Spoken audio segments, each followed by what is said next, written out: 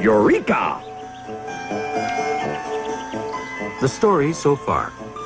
If you divide the force you get out of a machine by the force you put into it, you will discover the mechanical advantage of that machine. But since every machine involves contact between moving surfaces, its mechanical advantage will always be reduced to some extent by the force of friction. There's a lot of friction involved with the inclined plane, but hardly any with the lever. And now, the screw and the wheel. How many different types of simple machine do you think there are? 2. There are only 2 basic machines, the inclined plane and the lever.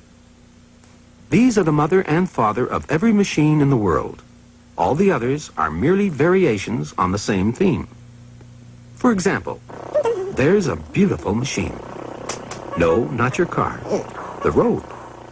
Yes, the road. A winding mountain road is a machine, too. Well, suppose the road didn't wind. Suppose it went straight up the side of the mountain.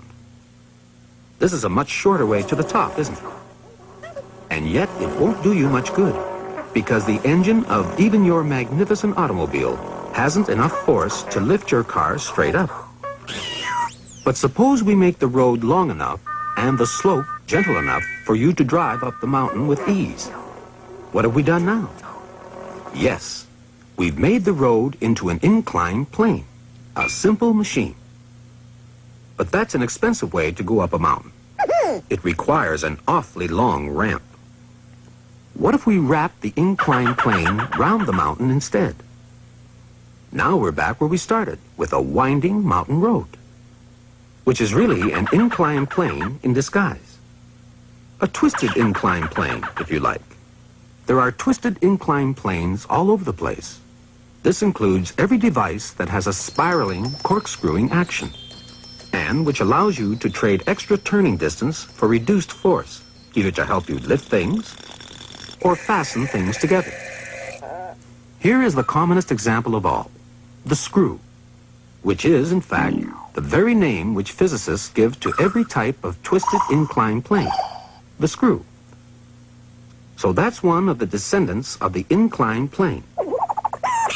Hang on a minute.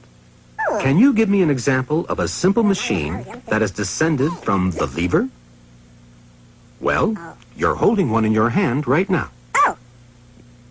Yet another machine that doesn't look like a machine. I know. But have you ever tried to open a door without a doorknob? You haven't got enough leverage, have you? That's where the doorknob comes in. It's a direct descendant of the lever. Like this, or this, or this. They're all children of the lever.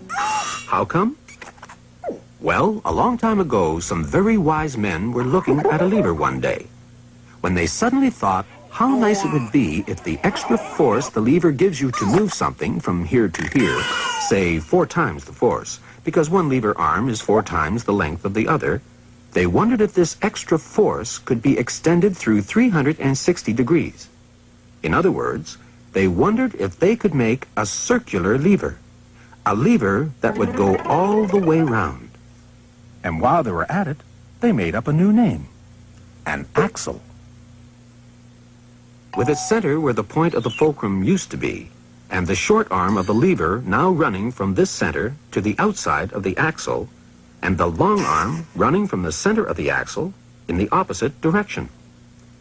Now when you push the lever with a force, say, of 100 newtons, you can turn the whole axle around with a force of 400 newtons. And that's how you're able to open doors and steer cars and ships and pull up anchors with such ease, thanks to the ancient wise men and their circular lever. Yes, congratulations. You've just reinvented the wheel.